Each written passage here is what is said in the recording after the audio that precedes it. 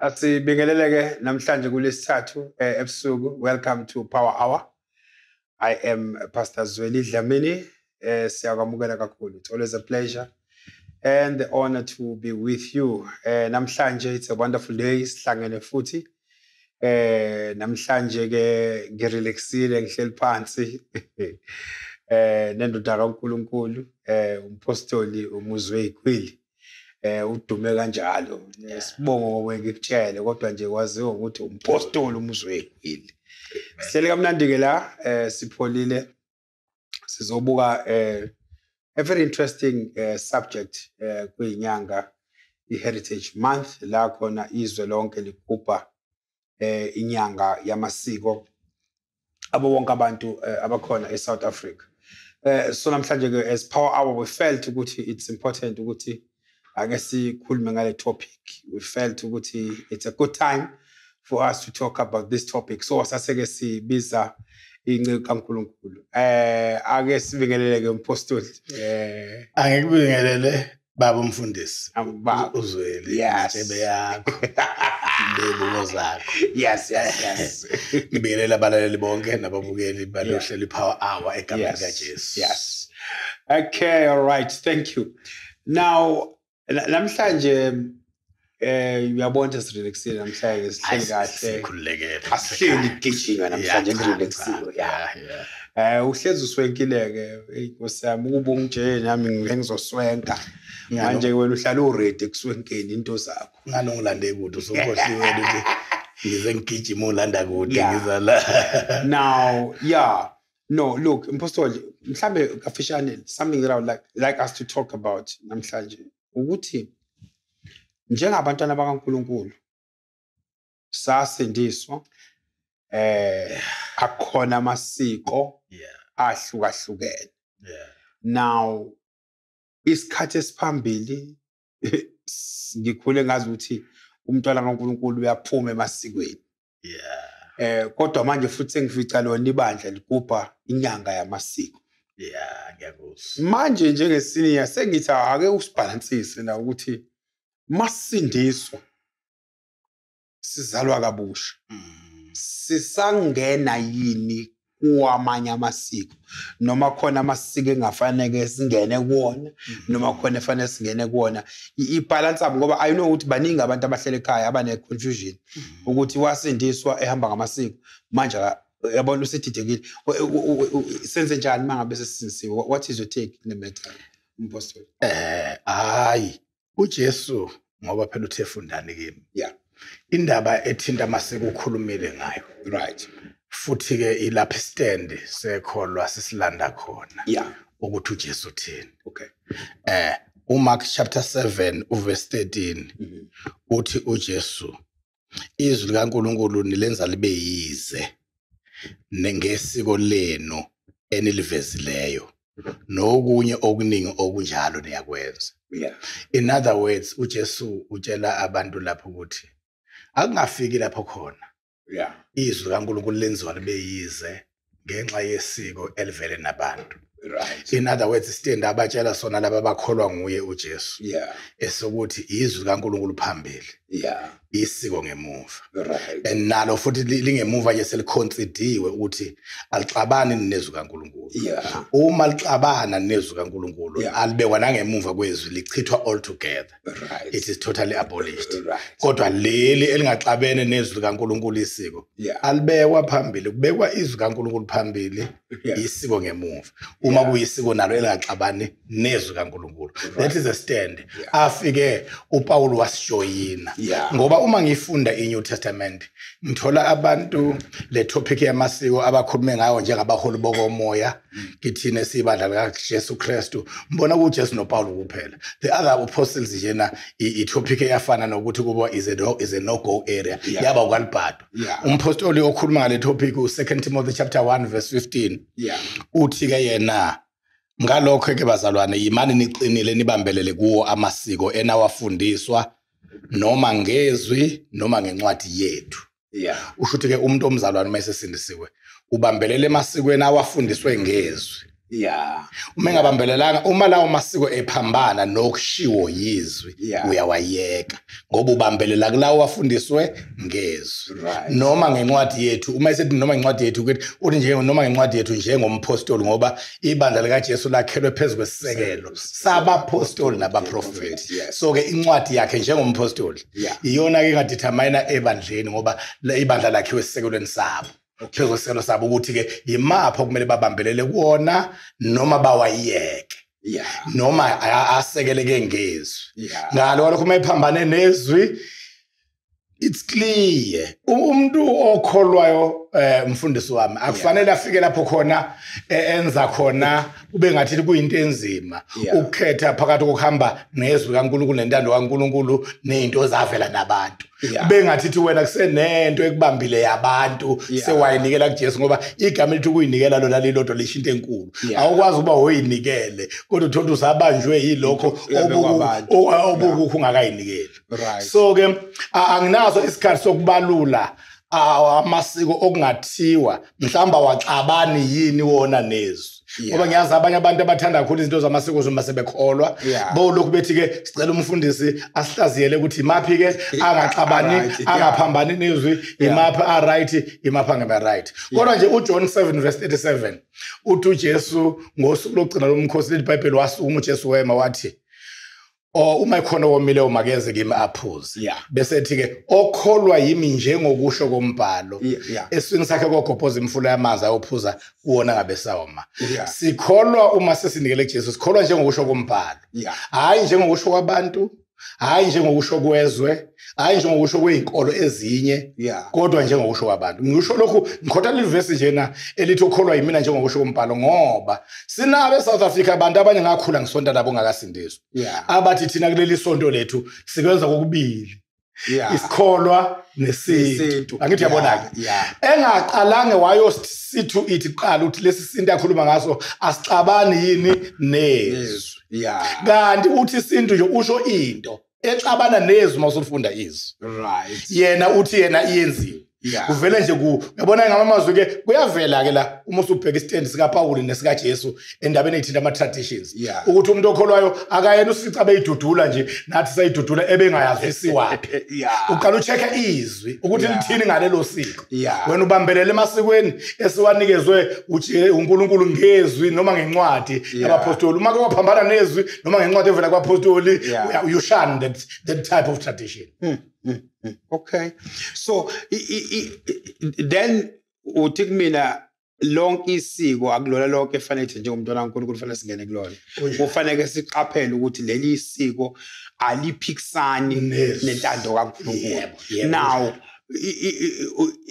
then sikhona isidingo sokuthi kufika isikhathi la khona sithi celebrate inyanga yamasiko noma amagugu or something like that ngamazwi njengoba kuSeptember wonke amabandla ufica kuvunuliwe nayo yonke into wenziwa yonke into ungabe khona esikunyathelayo ezwini lenkosi masenze njalo noma akunasixakaxaka uma sigqoke nje ingubo zesintu noma ingubo zabantu into ke mina ngeke ngihluphe ngayo umgcotshwa ukuthi amakholwa wayifundise ukuthi umuntu oye waqhakambisa into noma wavela nento wayena iphi purpose into elimaza amakholwa nabaholi bawo ukuthi ahlezenza njalo izinto angabhekanga ukuthi umuntu opromote leyo nto ube nayo iphi purpose kuyenzeka umuntu azopromota into kanti ufuna ukuthi inyuke kancane kuze kugcina siqhubeke uJesu angaveli uma umnikazi ovele nalezo zinto upromota waleyo nto ngoba lento lephela ngithi uyazi sikhula ibingekho indaba yenyanga yamasiko yizo September wayekhona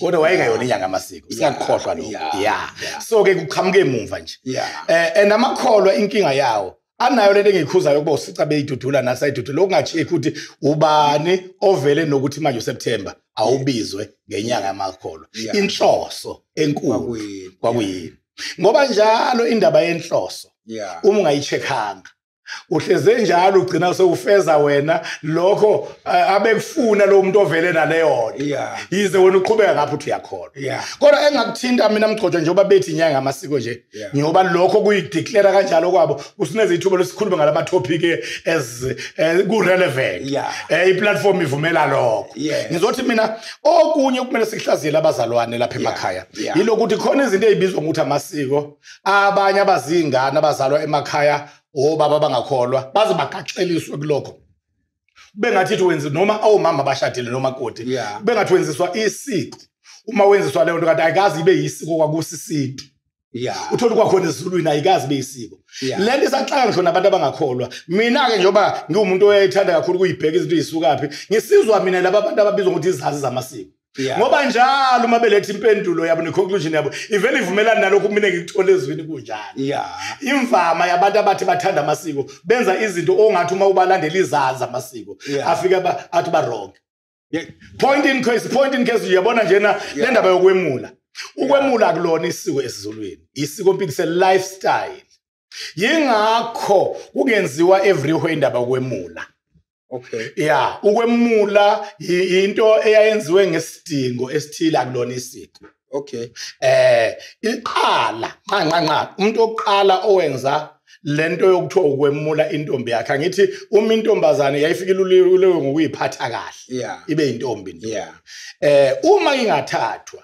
khona ama options amabili ayenziwa ubaba wentombi emlalelile yayigcina ebuntombini bayo option yokuqala ukuthi athi ngicela uyongilandela inkomo kubaba uDlamini evele nomkakhe njalo lo Dlamini intombazane ke uma ifike lapha yathi ukuthi ubaba ngizomcelela inkomo uzobe seyahlala lo sisi lapho kwaDlamini angabe sabuya phuma inkomo seyashada ngamazwi uqonda ukuthi lo baba ngikwazi ukuthi ingane yami ngakhula ikhula besigugele ekhaya akube ayihambe uyokwakha umuzi wayo uma ngenjalo ukhona lapho ke ilevel elandela leyo edlula leyo umnumzane ukuthi kuvele kubekwe induku angazi zaze qoba amakhehla kanjani futhi ikhehle noma ibinduku bethe ica ikhehle izoyixosha leyo nduku umnikazi waleyo nduku noma intombazane ebeke leyo nduku ke izoshada naleyo khehla uma ngebanga kokubili engakufunanga le ntombazane kokubili lokho ngoba yayinelungelo lokunqaba futhi uma ngakufunanga ke ilapho kwavela khona lokho ukuthi umuntu amulise intombazane yakhe ukwemula kusho ukuyikhipha ngamazwi avele athi ngoba ikhulile akayakhele eduze kwakhe yakhe umuzi wayo then ke manje sekuzoba neformality usuku olwenziwayo lokuyikhipha ngokusemthethweni usho ukuthi official ngolimi lwesiZulu kuzophunyelwa ngaphandle kwesango kusinwe laphana kudliwe kwenziwe yonke into inikezwe izipho bese inikezwa umkhonto awulona isiko lo mkhonto ukuthi ngoba kunezilwane kanti sizohlala yodwa ayozigada ngawo lowo mkhonto ubizwa ngesiZulu ngokuthi ngesiZulu ubizwa ngokuthi sinqindi ayozigada ngawo ezilwaneni ngoba isizohlala yodwa obhuti bayo nawise akekho lapha futhi okwesibili lento yomkhonto ayiphambene nesiZulu mawuzophatha umkhonto egcekeni njengoba ababhedayo namhlanje bethi benza umemulo bavele basine egcekeni umuntu aphamisa umkhonto egcekeni isiZulu simelene nokuphamisa isikhali nje egcekeni suke kungaphandle kwesango kusinwa lapha esigangeni hayi egcekeni umuntu avela azophamisa umkhonto egcekeni ayenziwa leyo nto esiZulwini yenziwa abantu abayibhayizelayo bethi benza isiZulu bengasazi so ke uma ke ukuthiwa uyemula usuku ukhishwa ake ngihlehle ngamabomu ngizodwela ke kulento engizoyichaza kulama magama mfundisi wami isigcino gama ngesingisi suffix ngoba isiqalo gama iprefix isigcino gama esiZulwini esithi mula ngakabali ukwemula noma iliphi nje igama elinomula isigcino gama yesimula sisho ukukhipha noma ukuhlukasa into kwenye noma ukuphuma kwento kwenye isigcino gama yesimula isuffix nje ethi mula isho ukukhipha noma ukuphuma kwento noma ukuhlukanisa into nenye uma kuthiwa zamula awuzamuli ngaphumi lutho lo mula lo sigcineni khonto ikhiphile uma kuthiwa thimula ukuthimula khonto ikhiphile lo mula usho ukuthi ukhiphile uma kuthiwa phefumula ukhipha umoya uma uphefumula uma kuthiwa phumula ukhipha ukukhathala uma kuthiwa phumula uma kuthiwa khumula ukhipha ingubo kahle yeah makuthiwa ukulumula ukhipha ingane uyikhiphe ebeleni yeah uyabona uma kuthiwa khazimula you emit light ukhipha ukukhanya yeah uma kuthiwa hlomula ukhipha imivuzo entweni kade uyenza ukuthi uphuma nemivuzo uyahlomula yeah uma ke kwathiwa nje mula uma kuthiwa ushimula ukhishwa intuthu yeah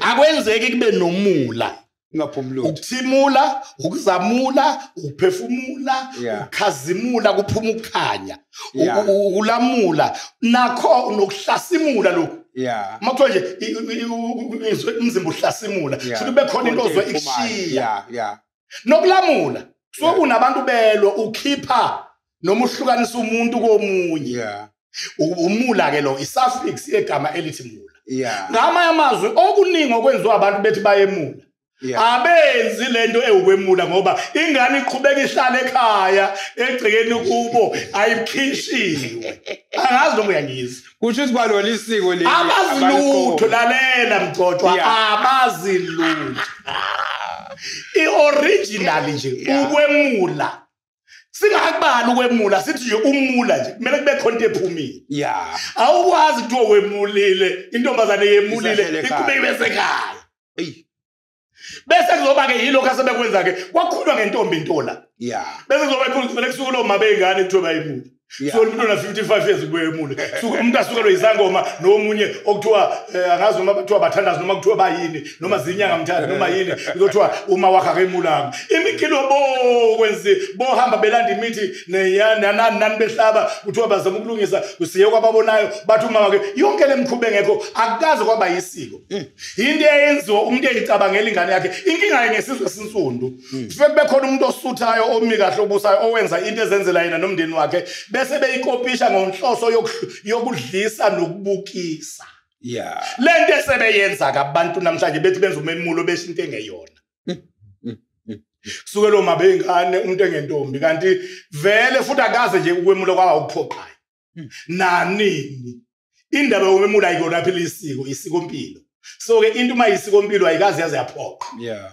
angabe manje akho nomuntu okumele akubhulele ethi izinto ayihambi kahle ngoba ungemulanga uma ngabe kuthiwa abantu bebenza correct lento ngabe ku right ukuthi umntwana uNkulunkulu ngizothi ukwemula komntwana kaNkulunkulu ngabe kusho ukuthi ubaba umzalwane uyamkhipha ekhaya uma uzobuyela ngendlela right umbuzo ekutheni umkhiphelana that is the question masibele original sense egama lithi mula isigcino gama iminingi yegama lithi mula ngabe kusho ukuthi phela kaphume ke voko inhloso ukuthi umkhiphelana it's same thing lokuthi uvele sisuke nje thina siyamakhola sizokwenzela ingane 21st angithi abele ngiba nenhloso ubona nge21st is to tell the public ukuthi ke my daughter is now ready to be taken ngama usuku nje kumfaka emarket wena uma umzalwane nesindisiwe usukuqondeni usukutshela abafana bekhonza nabo ngenkanti mboneni ingathi mina ngakamboni yini inhloso osukuyona yabona ke I think ipurpose ngizodwela kulento yepolice wemcoco ipurpose wemcoco ukuthi ipurpose ayinakwe ezintweni singabe osutha beyidudula nathi sayidudula singachekanga ukuthi ibhekiswe phi iya ngapi okunye ke mgcotshwa abasi accuse ngakho abantu abangakholwa bathi thina sindiswa siwagcina amasiko ngoba uma sishonelwe asokhanyisa amakhandlela umulanda uDr Miyati ulande uDr Ernest Mandlenkosi Thokozani nene ngiyambuza ulanda uReji Khumalo ubusulanda lo khona kumanje ngoba abasaphilayo uDr Miyati noMagugu Ngobese bonke bo4 bavumelana ngazilinye ukuthi thina sishayo kuthiwa asiwagcina amasiko ngoba siwakhanyisa amakhandlela ithina is right ngokungawakhanyisa amakhandlela ngoba ukukhanyisa amakhandlela 1 akulona isiko 2 akulona nesiko impilo isenzo esasinecessitated qala ingekho amamushari uma kwakushona umuntu isidumbu bebengahlali naso abantu baqala besihlala endlini yaso sodwa ngoba ke sizonuka bese attracta izilwane ezimbi zehlathi zizosona isidumbu singcwatshwe sesonakele kwakuthathwa imbaqa ikhanyiswe hayi ngoba umuntu onsunde nenkolelo yokukhanyisela ofile ukuthi abone indlela eyaphambili abantu abansundu namaZulu noma bapha banayo leyo nkolelo amakholo adukile angalazi iBhayibheli aqhamuke nalo wrong concept hayi isiZulu hayi nabantu abansundu bakithi abantu abansundu abanaza abamazi umuntu edinga ukukhanyiselwa bamazi umuntu eya kwabakuko abamazi edinga ukukhanyiselwa amakholwa adukile aqhamuke neconcept yokukhanyisela umuntu not abantu bakithi abansundu not isiZulu uma ke bekhanyisa imbaqa lezi abayikhanyiseli lo ofile mthotshwa bazikhanyisela izilwane ngoba ziyawesaba umlilo ukuba zingasondeli zizokona isidumbu siyaqambe siyafihlwa ngakusasa sesonakele soniwe zilwane manje hayi ukukhanyisela umuntu indlela manje laba bathi thina sindiswa azwagcina amasiko ngoba azwakhanyisa amakhandlela kanti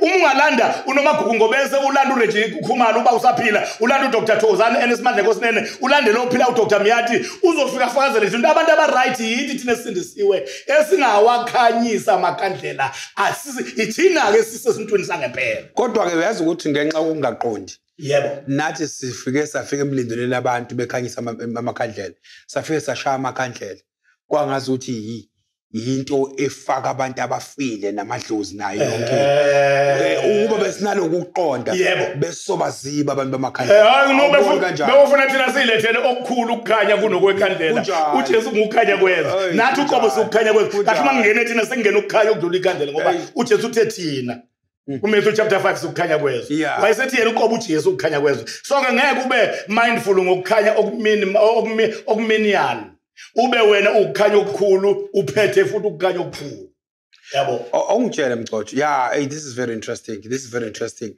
ukuthi lamasiko uba kuthiwa beswa understanda kunento ebengabe sizisisha kunjani now ngisho nenzilo imbali ngifuna ukubuza before yenzileni ngiyazi isikhathi esincane siyayidlulela nje sisazobe behlale phansi kahle ukulobola kuyalotshola ayisilobola amakhosikazi sishadela uyabona ke ukulobola usenze njani abantwana baNkulunkulu isiko leli efanele sililandele noma into efanele sihliphise ukulobola kunemiqondo ewu2 kukhona umqondo walokho isiko lelobolo ngokwesintu original oyikhona umqondo wesiko lelobolo ngesintu sasungulwa awusho ukuthi price ngamazwe angikucharge wena angibiza angivula umlomo ngibize uma uzothatha indodakazi yami ngamukela onginikeze khona nakulokho futhi again siyavumelana lezi zazofo uDr Miyati uDr Thokozani enesimandla Nkosinene unomagugu ngobese siyavumelana futhi noReggie Khumalo kulokho sonke ngazwilinye futhi yabo njengoba ngibabala nje mina ngibala kube ngimi ngedwe ngumfundisi laba bona bayizazi amasiko mina ngivumelana nabo ngiwumfundisi ngoba ngiyihluphile ngokuyiphenya lento so ke ukulobola wawuhambe kangangoba kuqala uma ngewona umuzi osuthayo babehambisa nje amabheca nemfini ngoba wawuhambisa into namandla kunjengento yokubonga umqondo oqala wepresent bese kuba khona umqondo ke wakamva ke weprice ongaveli kubantu abansundu ongaveli kithina njengesintu ovela kumlungu umuntu owayephethe indaba zabantu abansundu owafuduke owayesokola mangiswa wafudekela ezweni lakithi eSouth Africa okuthiwa uSomsewu uSeth Theophilus Shepstone wathi equla amacala ezintweni ezithinta abantu namasiko wathi le ndaba yendaba zolobolo iyamehlula wayesebeka umgomo wakhama ukuthi ukuza kwazi kahle ukuyilawula kahle indaba ezithinta amasiko wathi umuntu akakhipha inkomo ezu11 lento ka11 isinqumo ucagula kubeka iprice tag phezulu kwekhanda lo muntu osazana ayiveli kubantu abansundu ivela komhlophe lona yena ongayenzi kwabamhlophe bakubo uyabona ke so ke iprice iconcept yeprice nomqondo okukhokha nokuthi mina ngifune nginqume ngithi mina ngengane yami ngifuna ukuthi ngoba uma uke washo ngisho ukuthi uthathe 5 rand uma wathi mina ngifuna 5 rand iprice udayisiwe ingane ayishadisiwe idayisiwe ngoba iprice phela yikho ukunquma ukuthi ufuna into engakanani ngento and okumqondo ke okumqondo lo wesibili ke waphela umqondo lobona ngithi ngithe mbili okumqondo ke osidayisa out nesishumela ivangeli ngoba uma sizohamba nawo sisindisiwe kofuna abaqwayize singabashayi ngoba ngenkathi mina ngidayisa indodakazi yami nginqoma iprice ngendodakazi yami ngithi ngifuna ukudayisa lokho and ukudayisa kufana nokuyudayisa umzimba ufana nomunye so nalo yanodayisa wakho umzimba naye uyadayisa njengoba nami ngidayisa futhi umzimba naloyane udayisa njengoba nowendodazi yami kumzimba umehluko ukuthi mina ngithatha imali eyisamba yena uthengisa ngamancuzu uyabe ubiza kulo abize kulo uyithatha kubantu abaningi so ngakwazi thina ukukhuza abantu abenza ububi bokudayisa ngomzimba ngeke likhona nevesi elithi umzimba kaNkulunkulu uyithi umzimba womuntu uyithembele kaNkulunkulu njalo sibe thina sokwadayisa imizimba yamantombazane ethu so that is the akuhambisana sinayo a biblical pattern eGenesis 24 verse 1 to 67 yokushadiselana kwamakholwa kushada uRebecca eshada noIsaka ama-point engawa highlighter nje avela lapho mathathu elokuqala uIsaac akamshadanga uRebecca engakhiphanga lutho ipattern yamakholwa lawo Isaac akashadanga engakhiphanga utho lali njalo kuhle ke interestingly nesiko lesiZulu nalo lelobolo hayi lento esikhona manje kodwa akangakanywe price uthi ufuna ingani phela ke nesiko lesiZulu lali njalo nalo akasha Isaac ashadanga engakhiphanga lutho nesiko lesiZulu nalo wawungashada ungakhiphanga lutho kodwa wawusukungaceliwe wawusukunganqunyelwe wawusukungaphoqiwe kodwa wawukhipha ngoba awukwazi ukuthanda ungakhiphi you can give without loving but you can't love without giving uma uthanda noma kanjani uyakhipha point number 2 ngalo Genesis 24 verse 1 to 67 iphuzu lesibili engilinakayo ukuthi owakhiphayo Isaac akakhishwanga echajwe uyise wentombazana noma abakubo wentombazana abuko kubo Rebecca wakhipha ngokwamandla akhe kusuka othandweni point number 3 intombazane ke after sekhiphile uEliezer ethunywa uIsaka akufunwanga lutho kubo kwentombazane lento yonqiba amasondo nayo yonke lento enye yini lokho kunye imvulamlo yaba kwinto engekho leyo nalokho kufunwa kubo kwamakoti senilobolile okunjengokuthi ukuyiphindisela nokugila ngoba nabo bangile ibe nelist ibizo yebo uthi makoti umembers into enjalo uya nimgile nibhale nabantu sebafa ngoba nabo banibiza kakhulu into enjalo into engekho kuGenesis 24 verse 1 to 67 naye umkhwenyana akufanele akhiphe echajiwe enqunyelwe nakuba makoti mase nibanikezile lokho enikhiphe kusuka othandweni akufanele nimafune lutho injalo ke iBhayibheli ivele ivumelaneke nesiko lesintu lelobolo lisasungulwa hayi emva kuba sengena umlungu uSethiofilus Shefstine somtsewu waqhamuka neprice tag wabeka indaba yeprice kumuntu wesifazane ngiyafisa ukuthi indaba yelobolo siyikhave ngomunye unyaka noma ngelinye ilanga as a topic egcwele Akade ngokutshela nje mfundisi wami ucake uthi bha ukuthi ama topic engafuni ukuthi ayanyanyalatwe noma rojwe ngifuna ukuyikhava ngokugcwele ngisho ngathatha ihour kuba 30 minutes mncane ukukhuluma ngedlozi ngoba abantu bavele bagijime nje ungaze ugcine omunye umzwe kholo sebiza abantu abafileyo ngedemoni kanti okuqala nje uma sisifundisa kahle sikhava ngokugcwele siqala ngokuhlukanisa ukuthi idlozi enye into umuntu ofileyo enye into ezimbili engafani idlozi nomuntu ofileyo so ungasukela umuntu ofileyo umbize ngedemoni kuningi ongakubiza ngedemoni akunendaba nakho kodwa umuntu ofileyo akanele afi bese bayidemoni so kulungisa lokho ngifunele usuku olugcwele elobolo ngifunele usuku olugcwele eyesithembu ngifunele usuku olugcwele uyabona isithembu nje kufanele ngisikhave kuusuku olugcwele ngiyabuya nje ngeveli zami ngizokhava isithembu a very hot topic ngokugcwele ama side onke ngizwa nedlozi idlozi ilobolo isithembu kumele khava ukugcwele ngisho lokho kahle ngoba iplatform iyavuma enyanga amasiko ngizwa kahle now